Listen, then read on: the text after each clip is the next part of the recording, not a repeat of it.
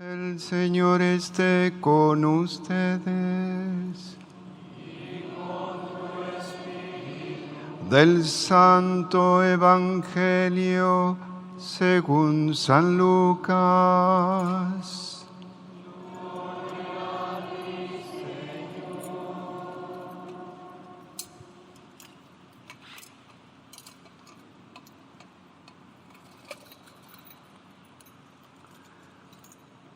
En aquel tiempo Jesús, lleno del Espíritu Santo, regresó del Jordán y, conducido por el mismo Espíritu, se internó en el desierto, donde permaneció durante 40 días y fue tentado por el demonio. No comió nada en aquellos días y cuando se completaron, sintió hambre. Entonces el diablo le dijo: si eres el Hijo de Dios, dile a esta piedra que se convierta en pan. Jesús le contestó: está escrito, no solo de pan vive el hombre. Después lo llevó el diablo a un monte elevado y en un instante le hizo ver todos los reinos de la tierra y le dijo: a mí me ha sido entregado todo el poder y la gloria de estos reinos, y yo los doy a quien quiero. Todo esto será tuyo si te arrodillas y me adoras. Jesús le respondió: está escrito, adorarás al Señor tu Dios y a Él solo servirás.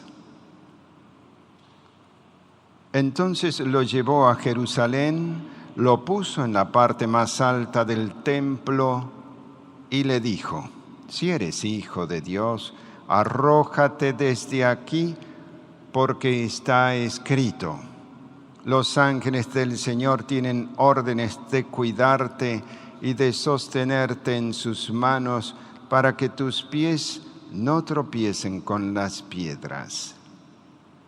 Pero Jesús le respondió: también está escrito, no tentarás al Señor tu Dios.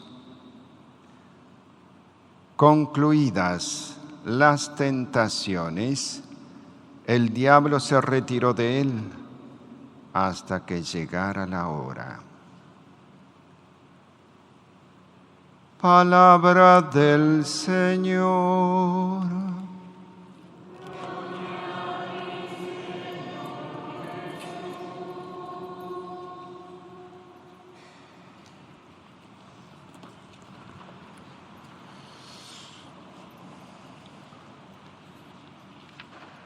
Primer domingo de Cuaresma nos invita a unirnos a Cristo en ese combate espiritual que Él tuvo, no solo en el desierto.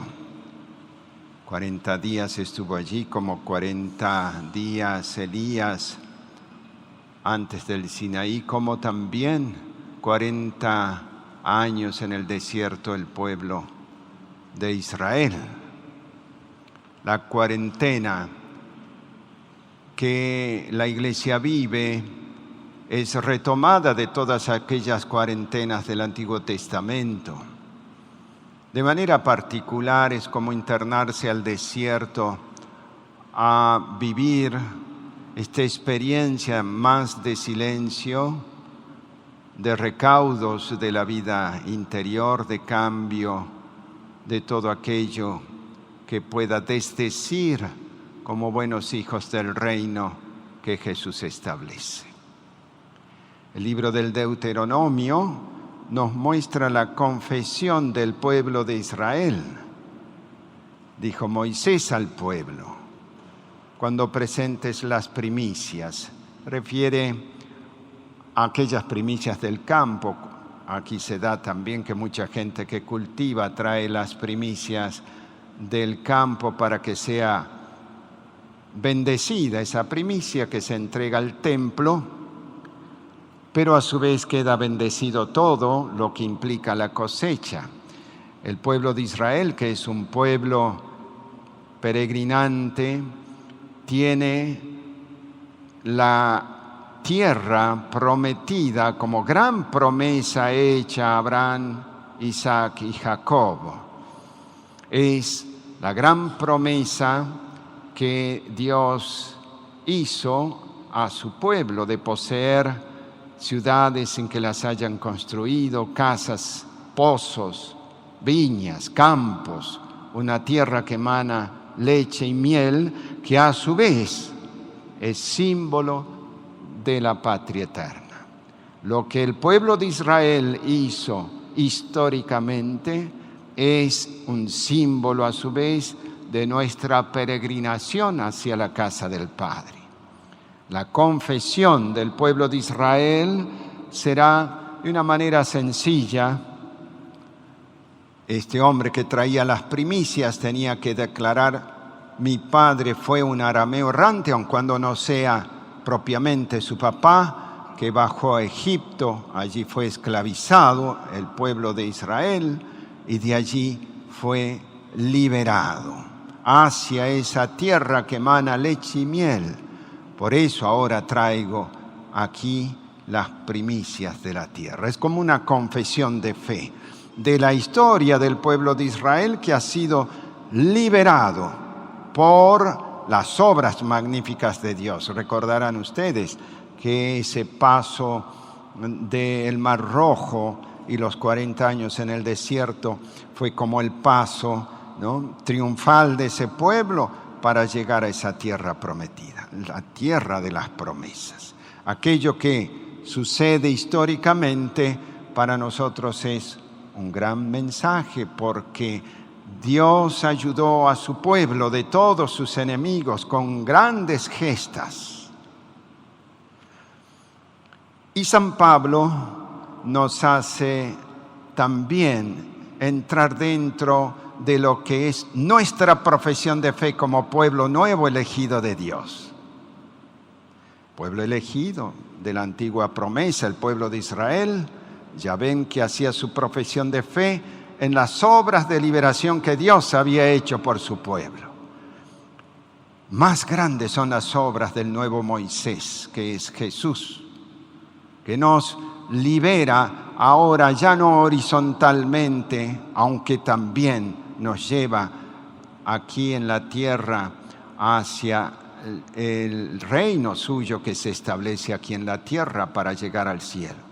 Nos libera para llegar al cielo. Nos libera de otra esclavitud mayor, que es la del faraón demonio, que nos ata y que de alguna forma nos esclaviza.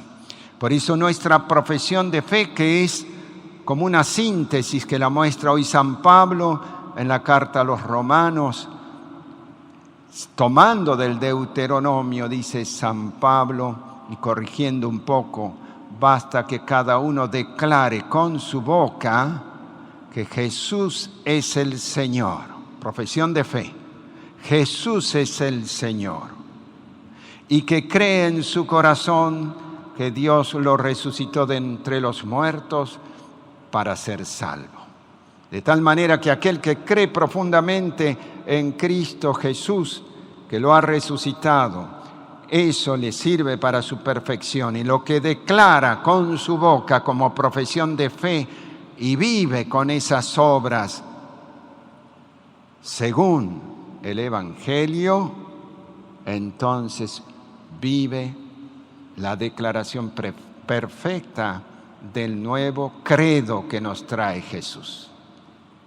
El nuevo credo que nos trae Jesús es: la ley no nos salva.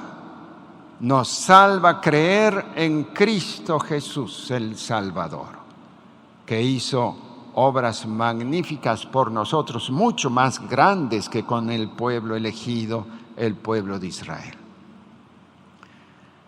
Y el Evangelio nos propone las tentaciones del Señor. El Espíritu ha llevado al Jordán a Jesús allí ha sido bautizado, no porque necesitase. Y terminado el bautismo, el mismo Espíritu lo lleva al desierto. ¿A qué cosa? Lo interna a orar. ¿Y por qué ora el Señor? Ora conjuntamente con toda la iglesia, porque Él es la cabeza, como dice hermosamente San Agustín. Ora porque nosotros necesitamos triunfar sobre todas las tentaciones que nos propone el demonio. De ti padeció la tentación para darte a ti la victoria. Algo así dice hermosamente San Agustín. De ti asumió la naturaleza humana para mostrarte cómo en la vida espiritual no se puede llegar a ser perfecto si no pasamos por el combate, por las tentaciones. De tal manera entonces que las tentaciones en la vida espiritual son necesarias para crecer. Si no tuviéramos tentaciones, todo sería fácil. No habría luchas, no habría tampoco victorias. Todo se nos sería concedido gratis. No es así el planteo que nos hace el Señor. En la vida evangélica debemos luchar contra todos los enemigos de la vida espiritual, que son el mundo, con sus criterios, el demonio, con todo lo que acecha contra nosotros, con cientos de posibilidades de tentación, y la carne, que también tiene esa mordedura a partir del pecado original. Hemos de pasar por la tentación. El Señor nos enseña cómo Él también quiso sufrirlas con el demonio cerca, para que tú entiendas que el rechazo a la tentación no es pecado. Aun cuando esté la tentación, si tú la rechazas, consigues la victoria sobre el enemigo. Pero ¿con qué poder vamos a rechazar las tentaciones que nos propone el enemigo? Solos no podemos. Necesitamos del auxilio del Señor, necesitamos de su gracia. Es por ello que es tan importante orar con el Señor. Aquel cristiano que ora está alejando las tentaciones. Mas líbranos del mal, líbranos de toda tentación, decimos en el Padre Nuestro. Quien ora la oración del Padre Nuestro, consciente de lo que está pidiendo el Señor, significa que el enemigo se va lejos y pone sus trincheras lejanas, porque tú has alcanzado un dominio sobre toda tentación. ¿Gracias a qué? Gracias a la oración. El tiempo de Cuaresma, entonces, es un tiempo para emprender más un itinerario de oración, de ofertas, de penitencias, de obras de misericordia, justamente para acampar mejor en esta tierra libre de todas tentaciones. Es Dios el que nos asiste. Por eso decía el Salmo que cuando nosotros invocamos a Dios, los ángeles de Dios te llevan en sus brazos para que no tropieces con las piedras, y podrás pisar escorpiones y víboras, que son justamente las imágenes de los demonios. Si hay súplica al cielo, tú vences toda tentación que te propone el demonio. ¿Y qué tentaciones le propuso el demonio a Jesús? Porque allí encontramos un gran misterio. Las tentaciones que le va a proponer después de pasar 40 días sin comer bocado, le propone el pan. Si eres hijo de Dios, dile a esta piedra que se convierta en pan. Y el Señor responde con el Deuteronomio 8, no solo de pan vive el hombre. ¿Qué quiere decir? Que tenemos también la palabra de Dios, tenemos los sacramentos, tenemos la vida espiritual, debe de crecer. No solo de pan vive el hombre. Muchas veces creemos que es suficiente con luchar en el orden temporal y nos olvidamos de acrecentar nuestro acervo espiritual. Es la primera tentación que nos pone el demonio también como iglesia, como cristianos. Dedicarse a las cosas del mundo olvidándose de las eternas. Lo que importa es la subsistencia terrena, olvidándose de las cosas del cielo. El mundo nos propone, allí en ese desierto, en el desierto del mundo, el placer, ¿no? Aquí podríamos decir lo que propone el demonio a Jesucristo es el hambre, la libido, todo lo que es el placer, la primera tentación como la concupiscencia de la carne. Creer que nosotros allí en los placeres del mundo vamos a tener todo. Tenemos que rechazar esas tentaciones. No solo de pan vive el hombre. La segunda tentación, el demonio lo lleva del desierto a un monte alto. Aquí invierte San Lucas las tentaciones. San Mateo nos coloca al revés las últimas dos tentaciones. San Lucas pone Jerusalén al final, el alero del templo, porque todo para San Lucas es como una pedagogía para llegar a Jerusalén.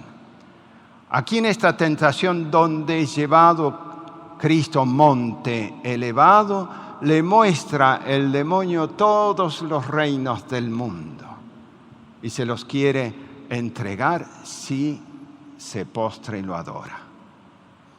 Esta tentación evidentemente es del poder magnífico que podemos ver en el orden temporal, en muchos políticos. En el orden temporal muchos quieren llegar a tener poder, famas, glorias mundanas para someter a los demás, por la economía, por lo que fuese.